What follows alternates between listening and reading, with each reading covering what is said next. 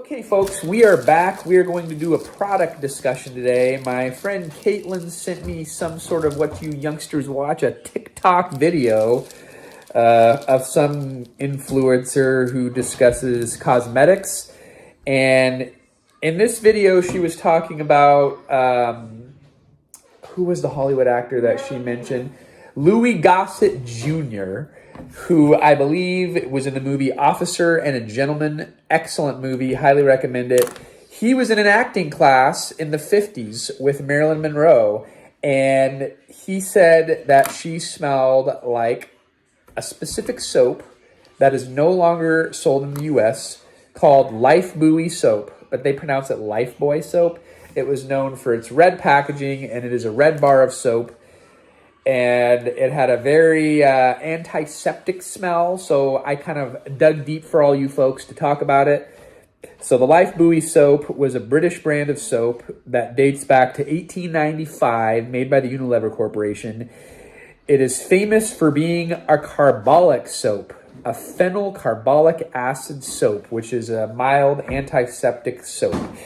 And unfortunately, it stopped being sold in the U.S. in 2006, but that's irrelevant because they stopped putting the carbolic acid base in the soap in 1976. So the soap that you bought after 76 in the U.S. wasn't even what the soap that Marilyn Monroe or anybody in the past would have used. It became really popular in the 30s and all the way up until about 1951. It was one of the number one selling soaps in the U.S., and then American soap manufacturers started pushing scented soaps, and the carbolic medicinal smell kind of fell out of favor. So then you have to find what this TikToker said was what everybody online said was the closest to the original Lifebuoy soap. It is still made for other markets in Europe, but it is still not a carbolic soap.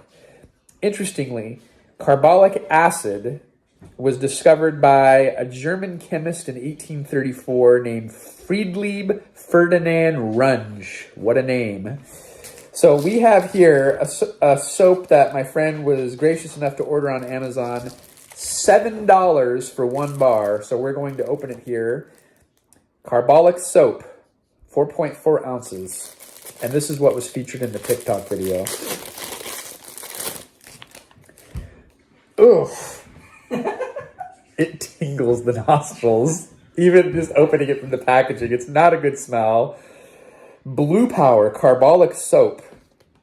And it's got the little antiseptic symbol on there. Product of Jamaica. Kingston.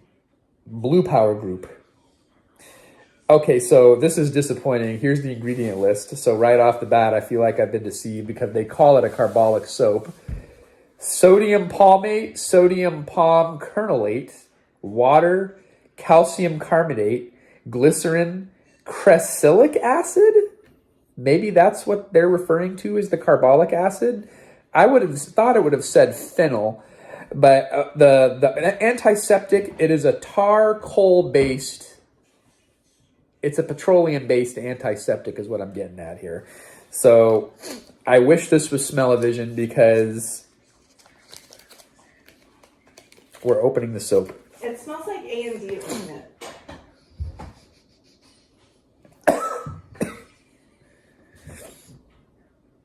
It smells like a chemical, right? Uh-huh.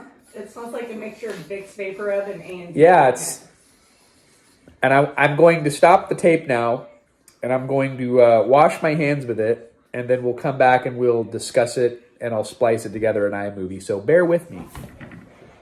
Okay, it does kind of have that, and again, I researched the acid. It is a petroleum-based product, and I've washed my hands with it.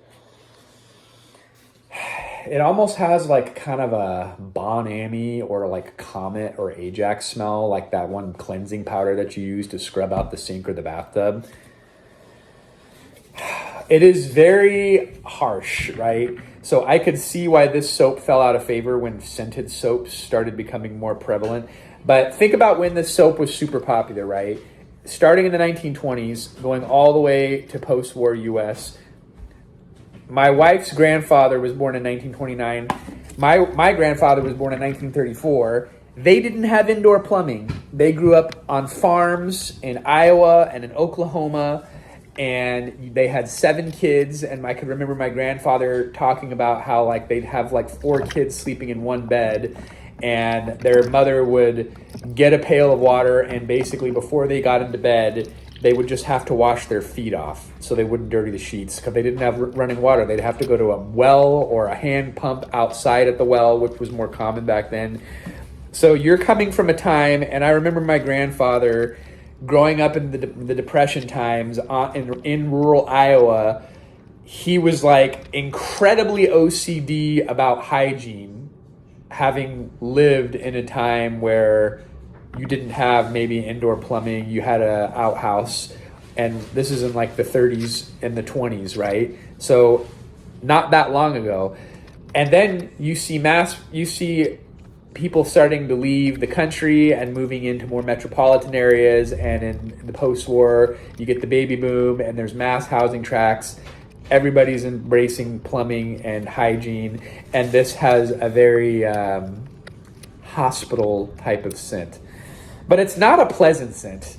It is not something that, I don't know, I might have to bathe my whole body with this. I just wash my hands, and it does linger, but it's not a good smell. It tingles the nostrils, right? You saw when I first opened the package.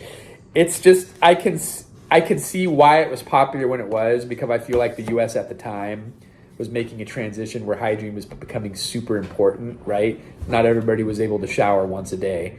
You might have had like a weekly bath, and you wanted to smell super clean. Maybe this kind of symbolized cleanliness, and they let everybody around you know. But I could see why Louis Gossett Jr., according to that other TikToker video, I could see why he made that comment that Maryland had a smell, because like it is very pungent, and it is not something that I would want to bathe with.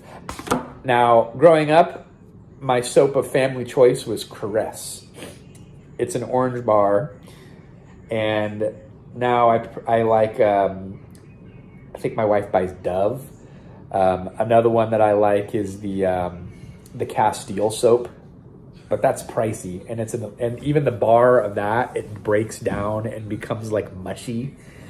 So there you go, folks. Soap talk. Another soap that I would like to review, and I might have to have Caitlin pick this up, is this. I saw this video, and I'll send it to you. I don't even know if you could get it now. Rest in peace, Palestine.